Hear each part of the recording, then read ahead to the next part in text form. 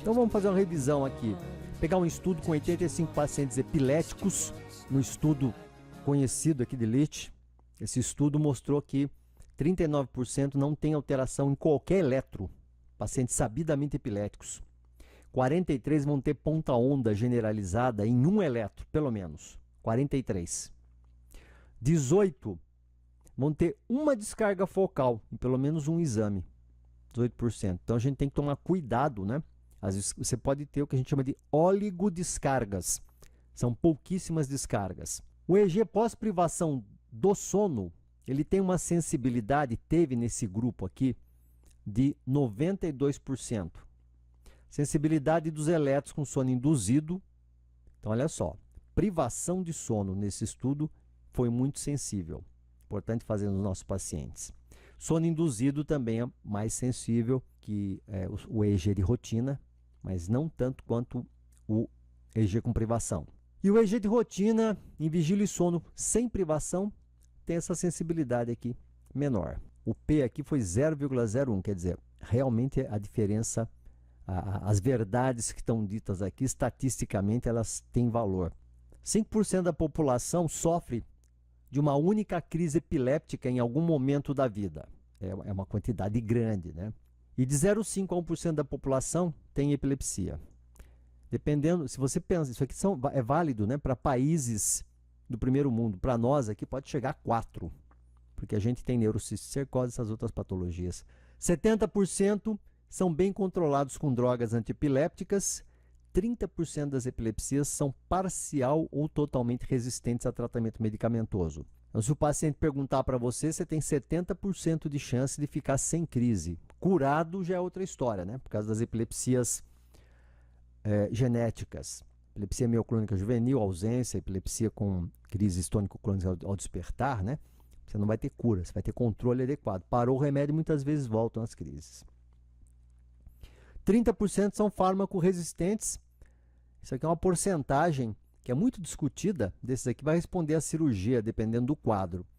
E outros não respondem a nada. Pacientes com descargas focais, naquele primeiro estudo ainda, que ficou trocado aqui a página. Quando você fez privação do sono, 73% apresentaram alteração no eletro. Então, realmente a privação do sono, uma estimulação importante para esses pacientes que a gente acha que tem epilepsia.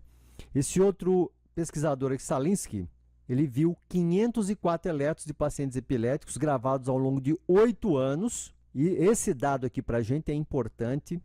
Esse trabalho aqui ele é famoso, do Salinsky, que é de onde a gente tira aquela história, né, que a gente sempre comenta. Vocês já sabem. 50% dos casos você vai detectar alteração 40, 50 no primeiro eletro.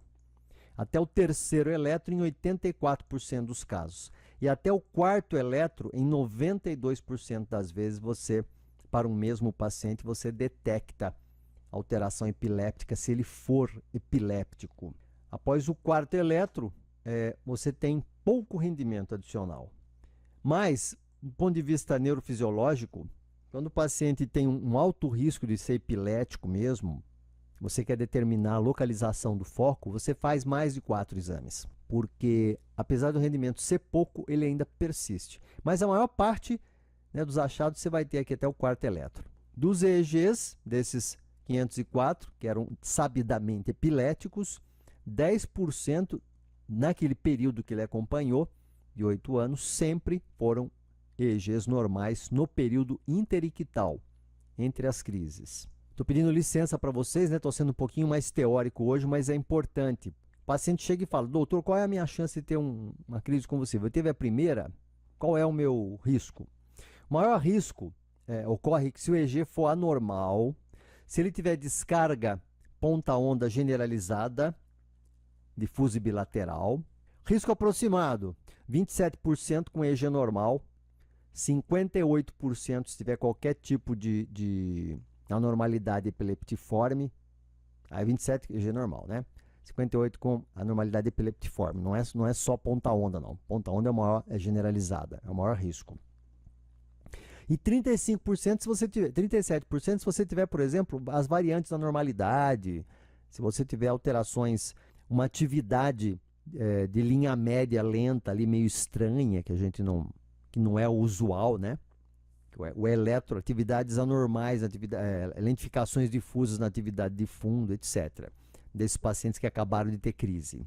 A chance varia para um paciente que está tendo a primeira crise de 27% a 71% na dependência desses fatores aqui. Então, o paciente pergunta para você, né, qual é o meu risco, você fala, ó, EG normal 27%, EG anormal pode ir de 50% a 70% de chance. Por isso que o paciente teve uma crise só, a gente não considera epiléptico na primeira crise, né? Você faz um eletro e vem alterado, muda a história. Vai aumentar a chance dele ter uma nova crise. Em um estudo do Berg, né, esse estudo do Berg aqui de 2 anos após a primeira crise, o risco de recorrência, no caso dele, foi de 36% a 47%. E os fatores prognósticos também são importantes, dependendo, ou seja, tipo de etiologia, né, o tipo de crise, antecedentes, teve convulsão febril, teve trauma, etc. Né? A etiologia e o EEG foram os preditores mais fortes na recorrência do quadro de epilepsia. Então, vocês vejam que é importante. Daí você fala... E é engraçado, né, que tem gente que fala eletro não serve para nada. Geralmente é o colega que não mexe com eletro, né? Eletro não serve para nada. Se você pensar que 1% da população é epiléptica, ou vai ter pelo menos uma crise convulsiva, quer dizer, o eletro ele é muito importante, né? Puxando aqui a sardinha para o nosso lado, né? O eletro ele é muito importante. São todos estudos robustos, né? 157 pacientes adultos após a primeira crise não provocada. E olha que interessante. Por isso, pessoal, o paciente fala, eu tive uma crise, venha, vamos fazer. E você não tem ainda o quadro eletrográfico do paciente concluído. Então, você venha que nós vamos fazer um exame já. Hoje à tarde a gente faz, né? Dentro das 24 horas ou 48 horas, que é o estudo aqui do Schreiner. O EEG foi anormal até dentro de 48 horas em 70% e associado com um risco maior de recorrência das crises. É importante que você faça o mais precocemente possível esse estudo de eletroencefalográfico do paciente.